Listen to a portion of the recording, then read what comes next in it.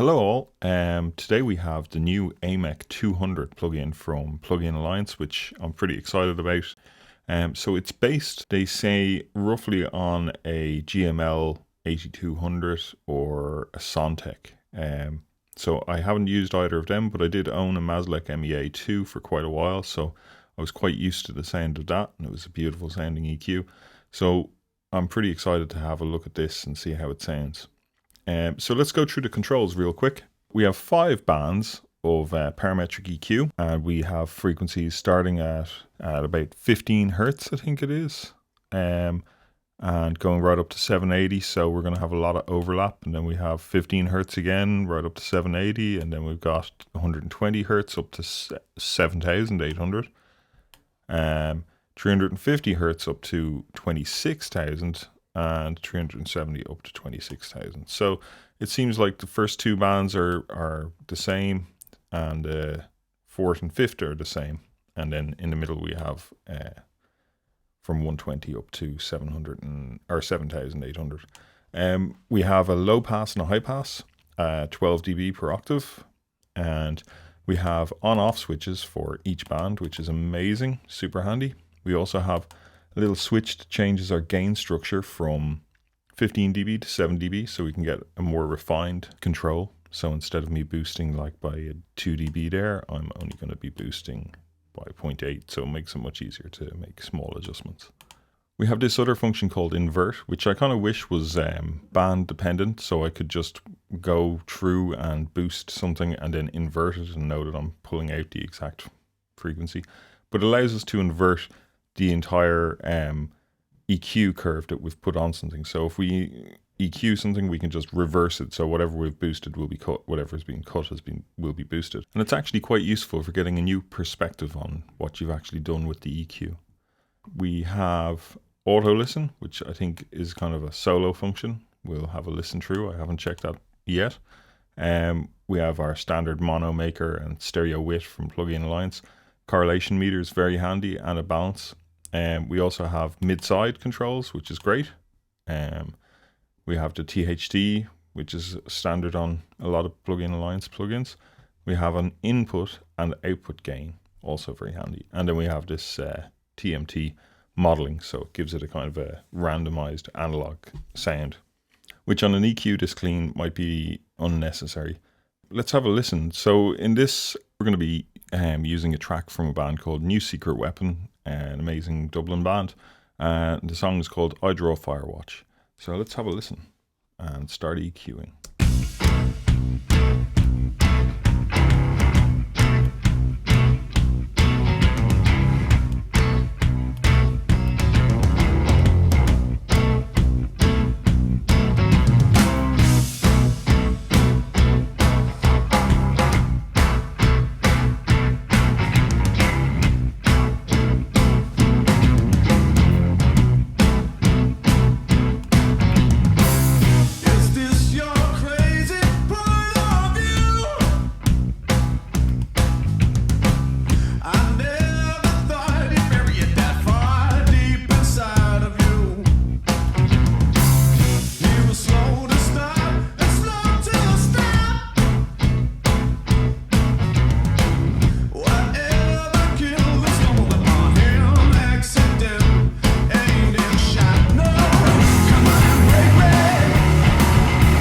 So you can see here we have our cue, and then we get to the end, and then one more click and you go into your shelf.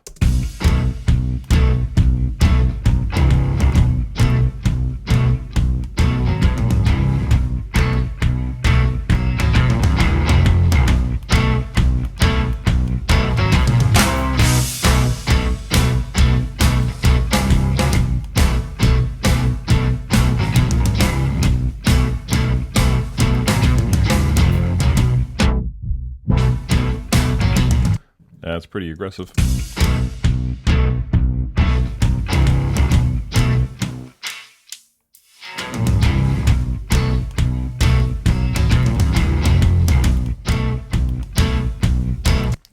Let's check out the invert now and see what happens.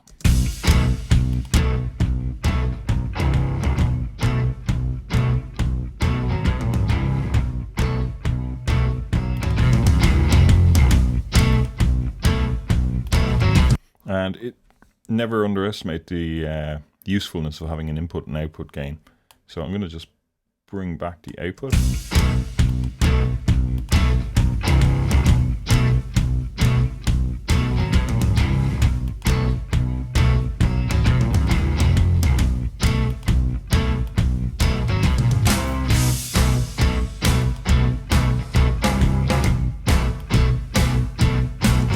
Sounds nice. Let's try and do a few different things. So I'll just go back to factory default. Let's give it a kind of a metallic, a scooped sound.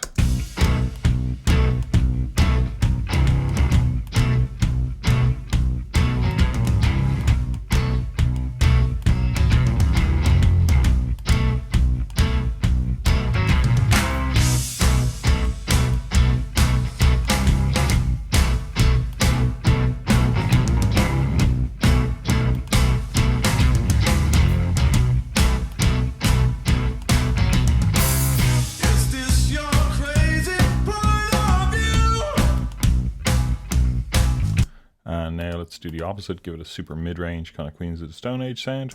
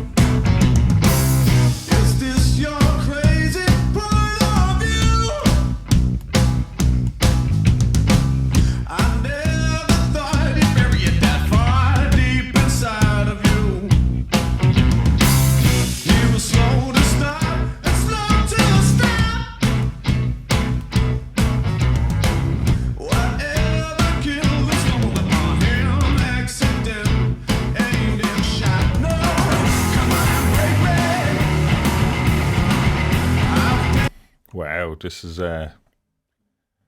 really like the Maslek. I did actually own the Maslek when I was working on these tunes, and I used it on the mix bus. These are obviously not the final mixes, and I was able to do those kind of same things, like just totally change the character of it without it sounding too processed. So this is a really nice sounding EQ. Okay, let's have a look at let's have a listen to it on getting rid of issues.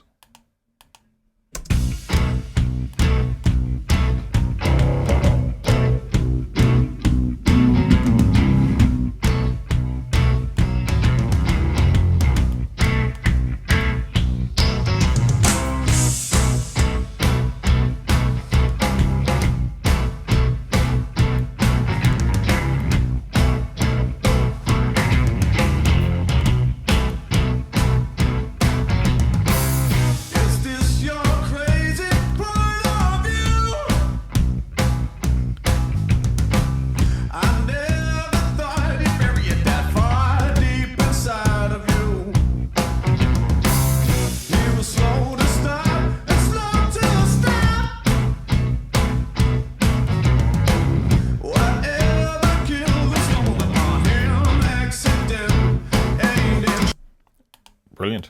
And then also we'll just switch in, do a little bit more refined work. So let's see, let's just try and make it sound slightly nicer, and you know, do what we'd be doing in mastering as opposed to totally changing the sound of the track.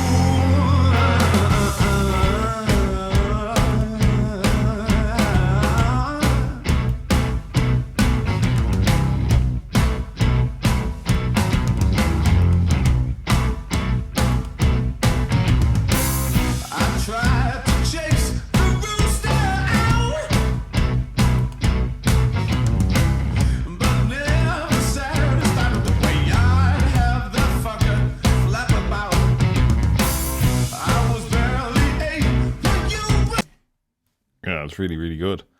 Let's just have a look at what's actually going on with it. So I've just set up, I don't know how accurate this actually is, but it'll be somewhat helpful. What I've done is I've just used Clone Q. So I'm going to set this to capture.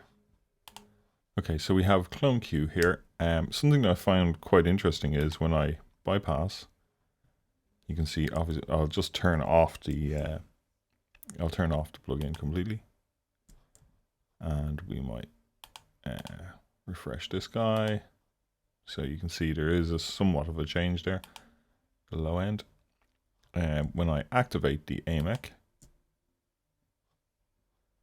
so in bypass it's not changing at all, but once I switch in the plugin, we get a roll off. And so this is set to 20 Hertz, but I'm going to turn this off.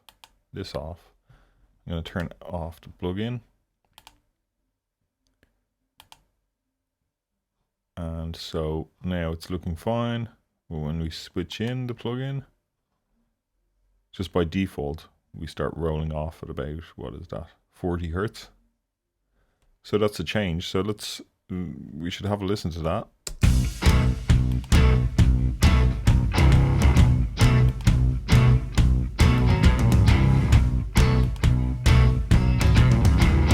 So it is changing the sound. Okay, so what is going on with it? So with its curves, let's have a look. So I'm going to boost this. This is a 12 dB boost, and actually let me peel it back a bit to, let's say, 7.5, and let's see what happens when we change the Q.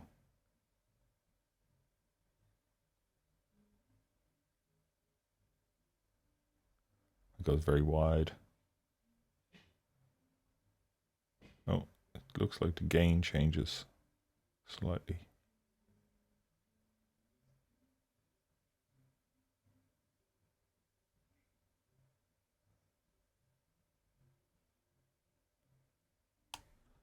That looks pretty accurate. What do the shelves look like?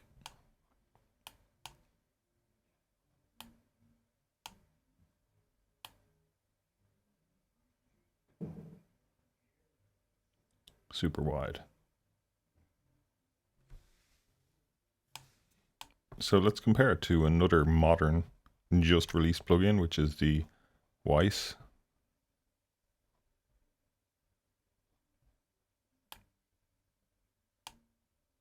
And we can have a look at the gain range is insane on this. Goes up 17 dB. And let's narrow it in. That's crazy.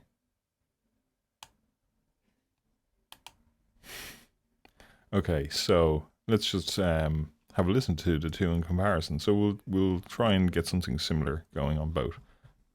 So this is the Clone Q showing us what's going on the Weiss, and now I can mimic it with the AMEK. So I have a little bit of a boost at 70 Hertz with a shelf. We're taking out, the filter is at 24 Hertz.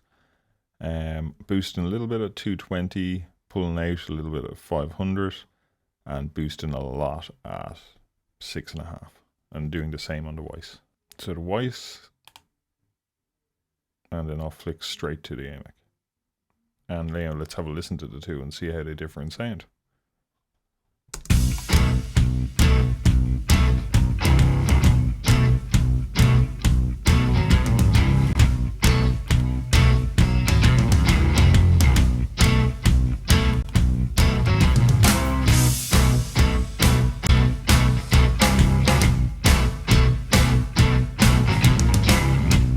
The Weiss is way smoother, unfortunately, because it's expensive, and the AMEK is an amazing deal on the Plugin Alliance website. A fairer test is going to be against the Sonnex EQ, which GML actually even have a version of. So I'm going to just open that up.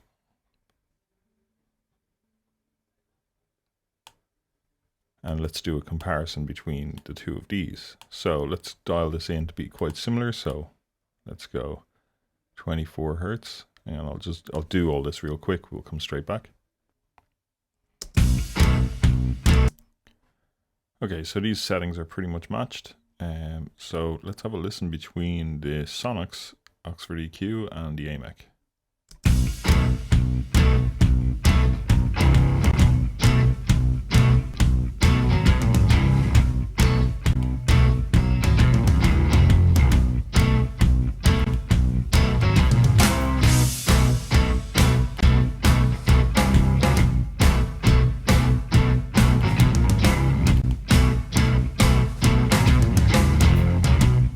And I'm going to change this from shelf because we don't have as much control. We don't have a Q on the shelf for this guy. So I'm going to just pick maybe say 10,000 Hertz, and we'll go with like a Q of 1.5.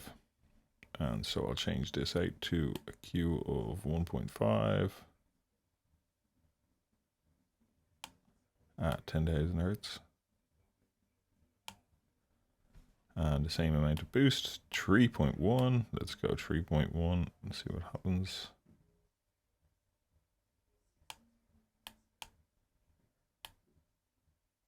Okay.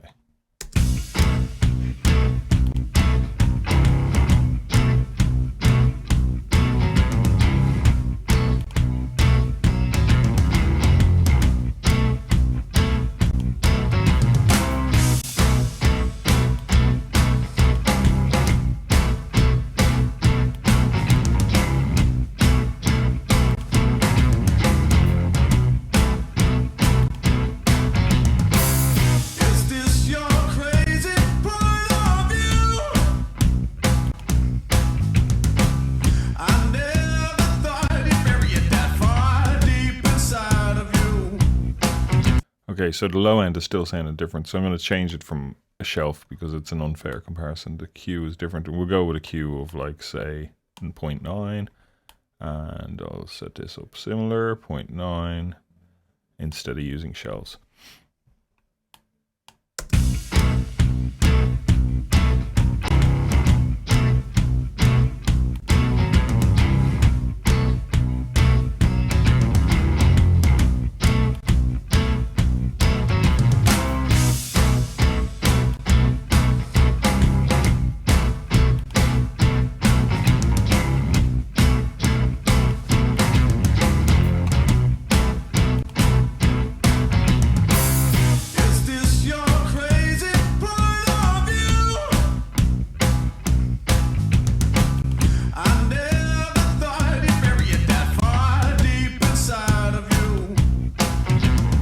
So this THD seems to be necessary for it to get the same warmth as the Oxford EQ.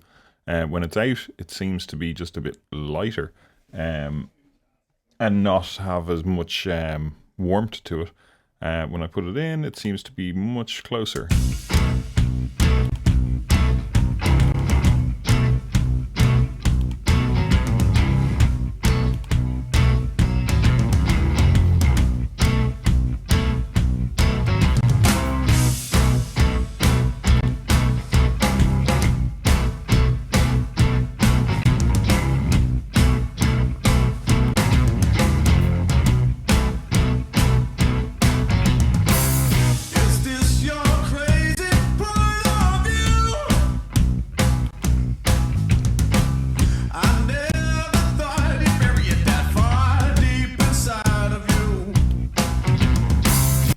I don't think one's better than the other, actually. I think they're just slightly different. The AMEK's a little bit on the bright side in comparison.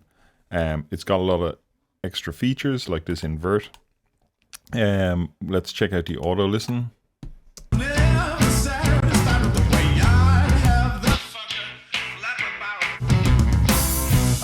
Oh, that's super handy as well. It's like the old BX EQs. Okay, this has probably gone on far too long. But that's the new AMEK 200. It sounds great. It's really, really nice. When I compare it to the Weiss still sounds a bit smoother. The Sonnex is a bit more natural sounding than it. But then again, the hype might be more useful. Pretty excited to spend a bit of time using it, and hope this was a useful review for you all. Thanks very much.